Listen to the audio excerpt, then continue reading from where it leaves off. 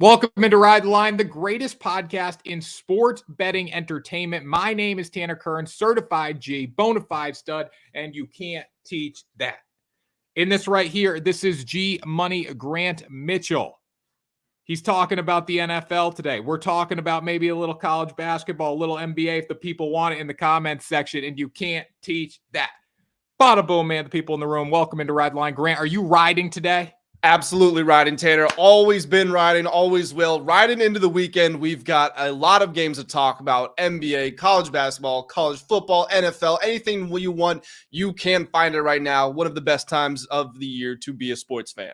It is one of the best times of the year, and the NFL Week 10 is here. We're over that halfway point in the season, so we're going to break down our best bets for Sunday, but we can also talk about anything you guys want to talk about in the comment section on TikTok and YouTube. If you're watching on TikTok right now, make sure you go up, click the link in the bio, head over to that WSN page on YouTube. That is where we are live streaming there. We want you on YouTube. It's a better watching experience. Have some fun. Get the full views of both our faces. Right now, you can only hear Grant, so make sure you do that, guys, and subscribe to the YouTube channel. We're giving people shorts. We're giving people videos every Monday, Wednesday, Friday. We're breaking it down. Grant, why wouldn't they subscribe? Why not, Tanner? What do you say? It's never been rocket science, never will be. Not rocket science, never been rocket science. Not rocket science. It'll never be rocket science. Bingo, bango, boongo, guys. Thanks for the follow. I'm up on TikTok, guys. Let's get into the show. So, Grant, the first thing I want to talk about before we even talk about a pick, I want to talk about this rumor that came out of the Boston Globe. I've talked about it in every single show that I went on. I talked about it in G Unit last night. What is going on? That the Boston Globe is leaking information that Bill Belichick may be fired if he doesn't beat the Colts on Sunday. So I'll tell you what, he's probably not going to beat the Colts on Sunday. I saw Mac Jones. I saw a video. They were asking Mac, what do you want to learn in Germany? He's like, I don't know. I know they're going to ask me. That's what he said. He said, screw learning German. I'm going there to win a damn football game. That's what I want to hear. He didn't say that they're going to lose. So do you think Bill Belichick's going to get fired? Look, the whole debate on if Belichick should be fired or not, I think it's time for them to part ways. We talked about this on the last show. The Commanders may be interested. The Chargers might be interested. You know, wherever he goes, I think his time in New England is up. But you can't fire a coach who's won 6 Super Bowls for you. You can't do it. Like, I understand that professional courtesy has its ending point, and Belichick is famous for doing some of the most trustworthy players, the most faithful players dirty, just cutting them. I mean, Malcolm Butler after the Super Bowl, you remember he makes that mistake, or no, sorry, he wins the game in that Super Bowl, and then all of a sudden he's just completely off the team in the middle of the season. And so he has a history of doing that, but you can't sever that relationship. And what are you going to do right now? Like, Gerard Mayo is going to take over as the interim, a guy with no coaching experience. Everything he knows is from being a player and an assistant under Belichick. It's going to be the same players around. Belichick's family, like his son, his son-in-law are on the team. Are they going to leave too? It just doesn't make any sense to do. Yeah, it doesn't make sense to bring in Gerard Mayo. It might not even make sense to hire Gerard Mayo because you're getting like a Bill Belichick disciple. So if we want to clear the air of Belichick and Brady and get rid of this whole new era, we need somebody else maybe potentially, but we'll see. I just think it's crazy that someone from the Boston Globe reported that he might get fired because he's not going to get fired. It's disrespectful to him, number one. That would be the craziest thing. If I eat my words, I eat my words. I just don't see it happening. The Jets are back in primetime again as well this week. So that's another thing. I swear, the Jets and the Raiders and the Bears have snuck their way into like every primetime game, it feels like. So you know what it's kind of like last year with the Broncos being in primetime? There was so much hype around Denver that they put them in primetime every single week. We're getting that same thing from the Jets now. And now Aaron Rodgers gets hurt. But he might be back. So maybe, comeback player of the year. Who knows? What do you think of that? You think he has a chance to win comeback player of the year? It's kind of crazy. You see 9,000 in like week 5, week 6, now down to plus 3,000. Yeah, that is wild. I mean, the fact he's made this much recovery from his Achilles injury, there are people saying that he's faked it all. It's some sort of conspiracy, and he never actually tore his Achilles. I don't believe in that, but it's just wild how far he's come. But I will say, going into the year, DeMar Hamlin is like a minus 20,000 favorite or whatever he was. I said, I think there's some other options there because I'm not sure DeMar Hamlin's even really going to play this year, and that's kind of checked out so far. So, I mean, obviously, not glad DeMar Hamlin's healthy, like obviously, but I'm just saying there are plenty of other candidates that you could have looked at. And it's interesting to see that it's not the one horse race that it seemed to be at the start of the year.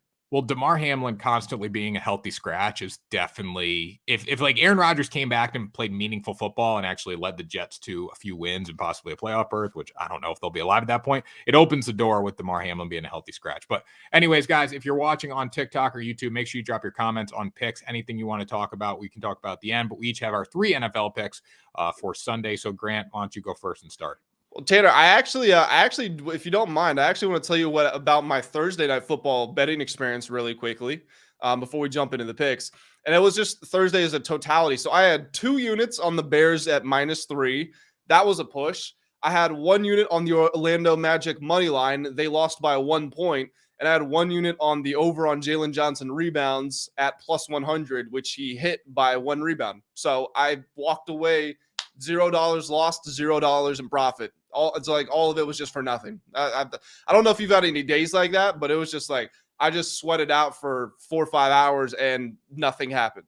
Nah, I didn't have a day like that yesterday. So I didn't play a side. Adam Thielen literally forgot how to play football yesterday, so that wasn't fun. Deontay Foreman had a good day. I predicted that one. That was a good call out of you. And then DJ Moore had a good day, and he actually didn't show up in the second half. He just wanted to play in the first half, but he hit his number in the first half, so I'll take that. When I look at yesterday's game, it was not a terrible game. It was one that was pretty fun to watch, even though it was Bears and Panthers. Like, everyone complained like this is a terrible game. Like, shut up. You're still going to bet on it. Like, I saw a clip from Barstool the other day. It was like, if you got this game in April, like if someone came to you and said Bears and Panthers, it was Big Cat and Dave talking. Like, if you got Bears and Panthers in April, you're going to be like juiced up for that game. Well, I mean, yeah, it's always good to see football, but there were better options they could have put out there. Okay, let me go ahead and give you my first pick for the weekend here. I am looking at the Cleveland Browns at +6.5 versus the Baltimore Ravens. So these two teams played earlier in the year. The Ravens won that game 28-3. However, that was Dorian Thompson-Robinson's debut, the 5th-round rookie out of UCLA. Don't remember exactly, but I think he had like 138 yards. I know he had no touchdowns, 3 interceptions. The quarterback play from Watson and PJ Walker, while it has been awful, it's been better than that. The Ravens, arguably the hottest team in the league right now. They've won 4 straight games by a combined score of 130-49. They have blown out the Lions. They've blown out the Seahawks, 2 very good teams. Maybe not Super Bowl contenders, but very good teams. However, if I'm looking at the Browns and the Ravens, they are essentially the exact same team, but with the key difference of Lamar being an MVP candidate and Deshaun Watson being stuck in the massage parlor, as you like to say. But looking at the defenses, I think that's really what's going to drive this game here. I mean, Baltimore gives up the fewest points per game, 13.8. Cleveland gives up the fewest yards per game. They force a lot of turnovers. I believe they're top 5 in average sacks, and they allow the lowest 3rd down conversion percentage at 26%. So again, both these teams very, very heavily defensively driven. Do I worry that when there's a situation for a team to go make a play that it's Lamar Jackson versus Deshaun Watson? Yeah, I do. But as excellent as Lamar has been, he's 2nd in Pro Football Focus's quarterback rankings. His numbers aren't amazing. And I'm not saying that means that he's playing bad, but what I'm saying is just that in terms of can you blow a team out from purely the quarterback play, we haven't necessarily seen that. So if the Browns defense can hang tough, they have the highest average time of possession. They run the ball well. I think they're top 3, top 5 in rushing yards. They can keep this thing pretty close. Would I pick the Browns to win? No way. I would be going with the Ravens, but for +6.5, I like the Browns. The Ravens are very good at home. That's the big concern here, I would think. Like, the Ravens are a legitimate team. They've dominated people at home. But I agree, the Browns are a good football team. Like, they can go in there and they can definitely play with Baltimore here. So it should be an interesting game. Got some comments rolling in here. Tanner never loses from the coach. You're right. Duke, I love tonight. A lot of people like Duke in the comment section. Grant, Ahmed Thompson under 12.5 points. He's injured, I believe. Someone's asking that question. But I think he's injured. Apparently, he just shedded his boot yesterday. So those would be my takes off the comments that we've gotten so far. Moving into my first pick here, Austin Ekeler. This could be free money. Don't want to say that on a show, but it's pretty crazy how bad Austin Ekeler has been running the football. First week of the season came out 16 carries for 117 yards against the Miami Dolphins. That was great, right? But that was when we didn't know that the Miami Dolphins were absolute trash on defense. In the past 4 games, he has not hit this number. He's not gone over 48.5 yards. The closest he has been was 47 yards last week against the New York Jets in a game that the Jets offense just really didn't set up their team for success, right? They gave the Chargers extra possessions. And when I look at Austin Ekeler there, he couldn't do it against the Jets. Jets do have a good run defense, though. I think he's going to be in that 14 to 15 carry range. I think he's going to be in that 35 to 40 yard range. But when you look at who's actually running the football well for them, it's Joshua Kelly. The past 3 weeks, he's actually had a higher yards per carry average than Austin Ekeler. So under 48.5 is my play here for the Chargers against the Lions, who have just been sensational stopping the run behind Aiden Hutchinson and their legit front seven. So don't think he gets close to this. I think it's a big day catching the football, not a big day running the football. Yeah, I like that. I think that's a very strong play. Ekeler, we've talked about it before. He's one of those cases where his fantasy numbers don't line up with his actual production. You know, he's a first-round fantasy pick, but in no way, shape, or form is he a top NFL running back. The Lions, I think there's going to be a lot of points scored in this game. And to me, when you've got a guy like Justin Herbert and then you've also got Keenan Allen and company, you've got to be airing the ball out. I don't expect them to prioritize the ground game very much. And as you said, Ekeler just hasn't been running that well. So yeah, I like this pick. Got some comments in here. Will Levis, Offensive Rookie of the Year. Get in now. Let's ride Connecticut. That's a donation. But if you want to go for it, Coach. Lay low, Tennessee, ? Against Tampa Bay. We're going to talk about this game in a little bit. I would lean Tampa Bay, but I'll give you an explanation why in a little if you stay on, guys, and follow the page. Grant, next pick. I got the Cincinnati Bengals -6.5 versus the Houston Texans. Now, CJ Stroud is on him watch. 470 yards, 5 touchdowns last week. Absolutely unbelievable. Guy that, when you're looking around at the quarterback talent out there, there's a fun little exercise. If you were to say you have to draft your quarterback for the next 10 years, you can have anybody in the league who you're taking.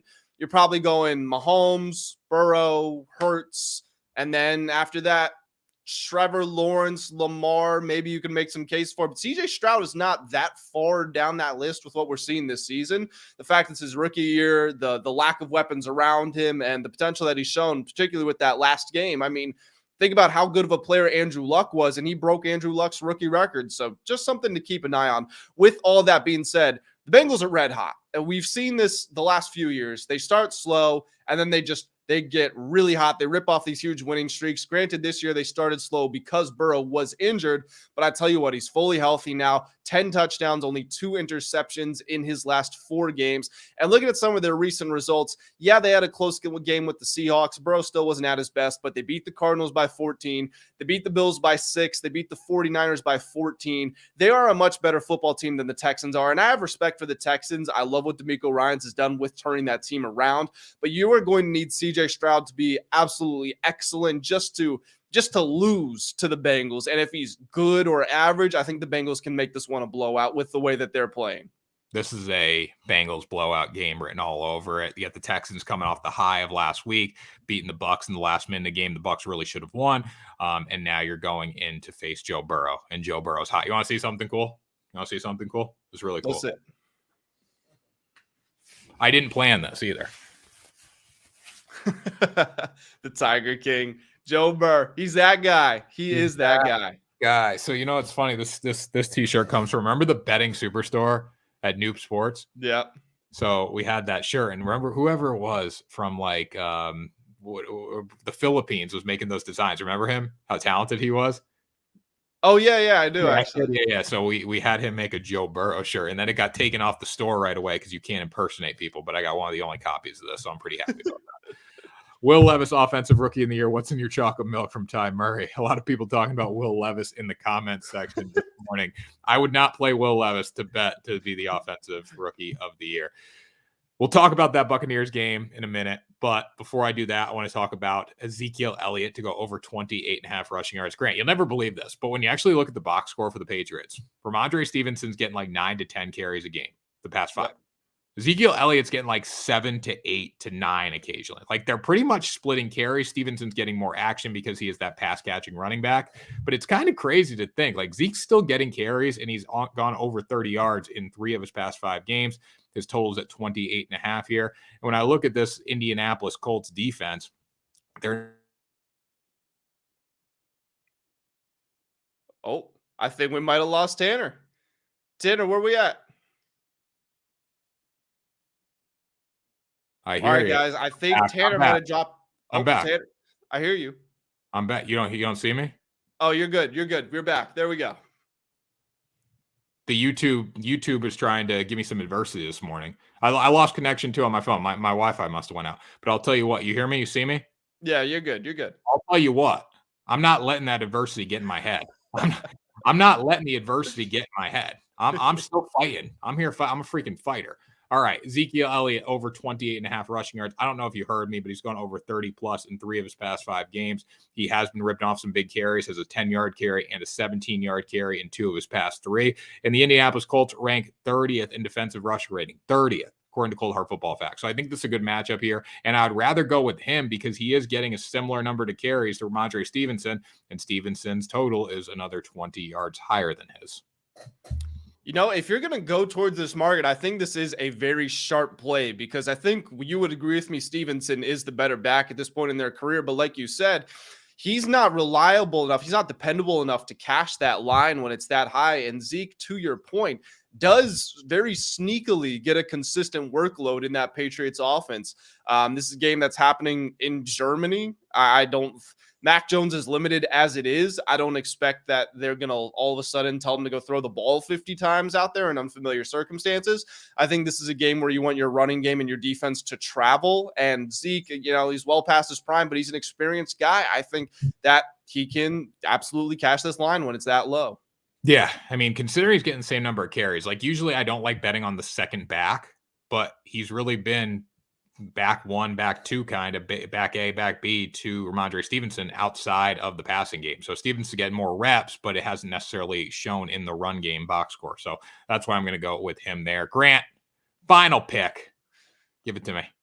I like the Pittsburgh Steelers at -3. Now, I would wait until kickoff, see if you can get it from -2.5 because trying to get the Steelers to win by more than a field goal is asking for a little bit because of how limited their offense is, but they are a better team than the Green Bay Packers are. And neither one of these teams are amazing. Let me just say that the Steelers, they're tough to figure out because they don't look like your traditional playoff contender. They are right now the top wild card in the AFC. But they are they're 24th in average scoring differential. They're outscored by 4 points per game, yet they're 5-3, again, the top wild card, and they are the 4th lowest scoring team in the league. What they can do is they can be extremely disruptive on the defensive side of the football. We know with guys like Highsmith and TJ Watt, obviously, and Joey Porter Jr. is turning some really good performances in his rookie season.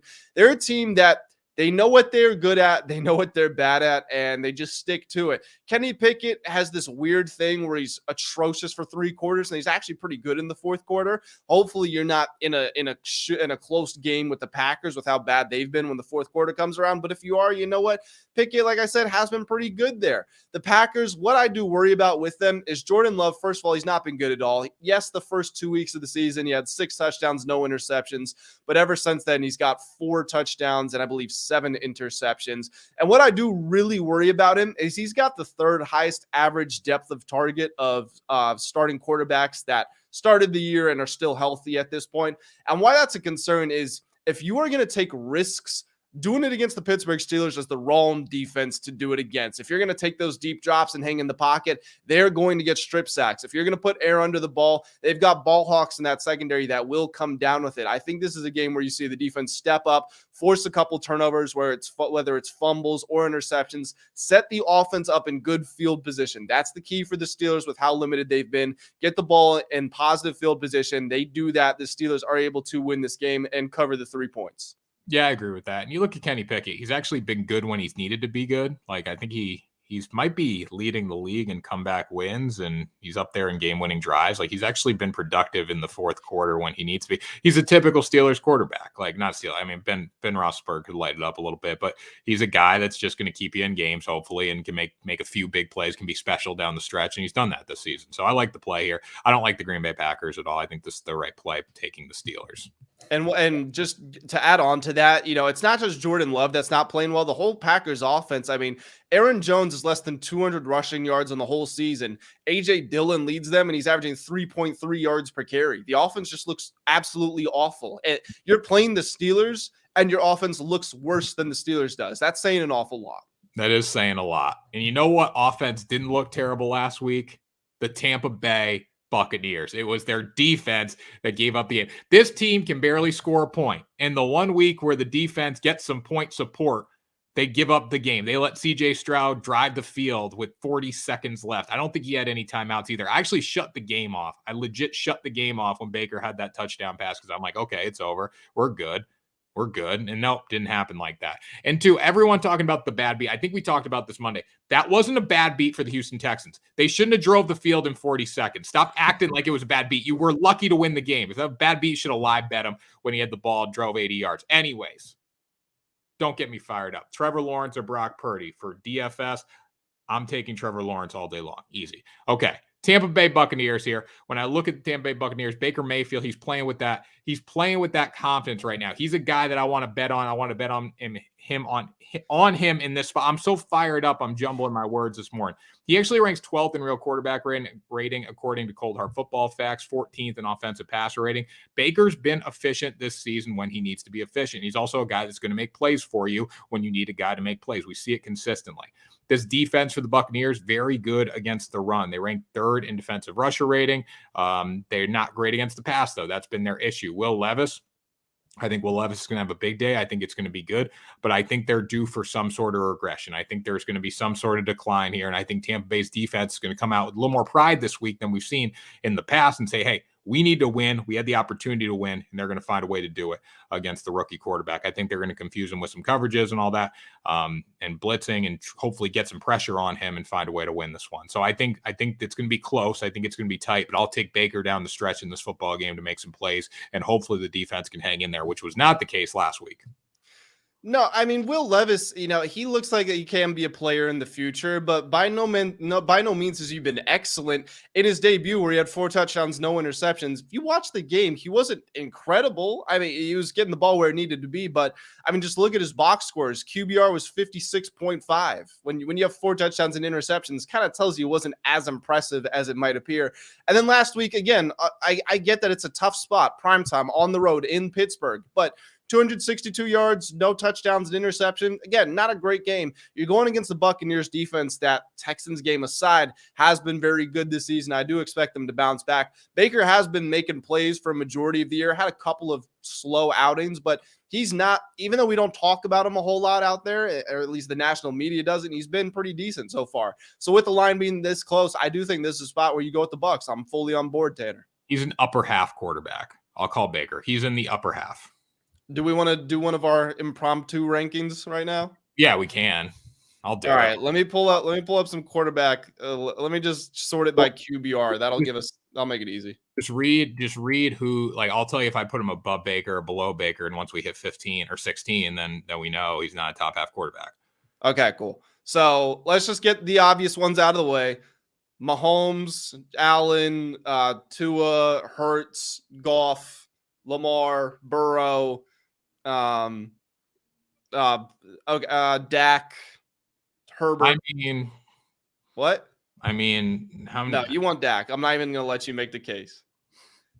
Kirk Cousins is better than him, right? We agree? Oh, he's hurt, though. Can't count that. It's Josh Allen. We're not doing hurt players? No. All right, Trevor Lawrence is better. That's 10. Okay, so there's 10. Now let's start to actually get into it. Okay. These QBR rankings are you gotta calculate Baker's will to win, though. That's the biggest thing. You need to calculate that. I'll tell you what, he wants to win a lot more than those guys. A lot of them. All right. Here we go. So do you want Baker Mayfield or do you want Geno Smith? Baker, 100%. Okay. Do you want Baker Mayfield or Matthew Stafford? Baker. Stafford's hurt all the time. I'll take Stafford. All right, so there's one then. Do you want Baker Mayfield or Derek Carr? Baker. Derek Carr sucks. He beat Derek Carr. I think I want Baker too. I want Baker. Do you want Baker or Josh Dobbs? See, I can't really. Josh Dobbs is a one-hit wonder this year. Like what he did last week, you can't. This is the only chance he's been given, though. It's the only chance he's been given, but I'll take Baker. Baker's done more. I'm probably with you there as well. All right. My guy and maybe your guy as well. Do you want Baker or you want Sam Howell? I mean, probably Sam Howell right now. I think he can open it up a little more. But they don't let Baker open it. It's a toss-up there. Yeah, I think that one's pretty close. I think you got to go with Sam, but we'll see. Baker or Mac Jones? Oh, Baker. Not even Mac Jones. Baker wants to like go out there and kill somebody every Sunday. Mac Jones just wants to go have cookies and tea with him. Come on. Cookies and tea. I don't really think there's a whole lot of players you can make the argument for. I mean, Giants fans will probably want me to ask Baker or Daniel Jones, but Put Mac Jones with Baker's wide receivers. Come on. But here's the thing. You can put Mac with Baker's wide receivers. And Mac doesn't have any talent. Mac or Daniel? Put Mac. Daniel Jones. This is Matt. This is a comment on TikTok. Daniel Jones, I would rather have Baker, but because Baker's got a little fight in him. And Daniel Jones has a torn ACL right now. But when I look at Baker Mayfield, like if you put Mac Jones with Baker's receivers, yeah, Mac Jones is probably a little better. There's no fight there, though. It's just a guy that wants to go out and have fun. Like he's the guy that's like, hey guys, as long as we all had fun today, it's okay. Baker's not. Baker, CJ Stroud. We're going with Stroud, right? Yeah. Okay. I think that pretty much does it. So we've got like 12 guys. I think you had 12 guys above Baker, and then I had another 3, I would argue. So he's right about middle, right, slightly above middle. He's middle of the pack, and then when you calculate his will to win and his desire, he jumps up a lot. That's the thing about Baker. Baker is a guy, if you go back and you look at the OU meme, I think it was, I don't know, against Kansas, when he's on the sideline. When he's grabbing his balls? Yeah, when he goes like that. That's the guy that I want to bet on because he's freaking gritty. You think Mac Jones is ever doing that? No, Mac Jones is like, hey, where's my Gatorade? Like, I'm thirsty. Like, Baker... Who was an NBA player who tweeted like sorry to all my parlay better, like something happy. He's like sorry to all my parlay guys out there. Do you know what I'm talking about? No, that was yesterday. That was no. This was like a week or two ago. It was the opposite of what happened yesterday. Yesterday, Malik Monk and Davion Mitchell were like, we don't care about your parlays or whatever. But no, I'm talking about there was like 2 weeks ago. Oh, it was Chet Holmgren. He said, "Hey, NBA, you got to go watch the film back. I had some blocks you didn't count." And somebody replied and they said, "This is a guy you can bet your money on because he actually cares." Like that's what you're getting out with Baker. You know what? He grew up in the betting era. Like Chet Holmgren grew up in the betting era too. He knows how important it is. His homies at freaking Gonzaga were probably, nuking parlays every week. But anyways, we got one question here. Baker or Russ from Ty Murray? Baker. I want Baker for sure. We didn't even talk about him. Like, okay, are we talking about Russ the player or Russ like with the contract and the age and all that? Current Russ. But like, are we factoring in his contract and everything? No, I think we're just factoring in who's getting the job done more. And I bet Baker's QBR is better than Russ's this year. I would still go with Baker. And that's before the contract. The contract makes it 1 billion times worse for Russ. I would still go with Baker. Baker or Kyler? It depends if I'm playing Modern Warfare 2 or football. Yeah, are we playing in the Pop Warner League? Because Kyler might have a chance there. Now, I don't think Kyler's that good. I mean, he's a better little quarterback than Bryce Young, but you're limited when you've got someone who's 5'9". I will never. The fact that the Carolina Panthers drafted or traded up to draft Bryce Young makes that decision even worse. Like Amazon did a great job. They put the graphic on the screen last night of what they actually traded for to get Bryce Young. And now the Bears have the number 1 pick because they beat them for their first round pick. Yeah, they've got it. Did you see, by the way, it was like a weird situation where the Bears had a better chance of getting the number 1 pick if they won last night? Yeah. Like, I wonder if that's ever happened before. But yeah, they traded. Who'd they trade? They gave up DJ Moore, like the first round pick this year, first round pick the next year, some seconds for Bryce Young. I mean, what an awful. Some of the trades that have happened in sports recently, the Russ trade, the Bryce Young trade, the Rudy Gobert trade, some of this stuff is just wild. It is. We got some chirpers in here. What's Baker? 5'11". Baker's 6'1". He's 6'1" all man. That's what Baker is. Kyler's like probably 5'9", honestly. Like Kyler might. Yeah, he's 5'9". You can be 6 foot. You can be 6 foot. You can be 6'1". Once you get the 5s, it gets a little shady. 5 gets a little tougher. And Baker's like thick too. I'm a Baker guy. I'm not saying he's the best quarterback in the world. Yes, I'm wearing a Buccaneers jersey right now, but that's a guy that gives a shit. Like he cares. Okay. There's a lot of people that don't care. Baker cares. Okay. And that's how we should probably end this show. But anyways, why don't you sign us out of here? That was a good way to end the show. Guys, before we get on out of here, you know what to do. If you're in Tanner's TikTok or you are watching on YouTube, like the video, subscribe to the channel so you never miss out when we come out with these live shows or other content. Make sure that you comment. Let us know what your favorite plays for today and this weekend are. We're going to get on out of here. Thank you all for tuning in, and we will see you all next time on Ride the Line.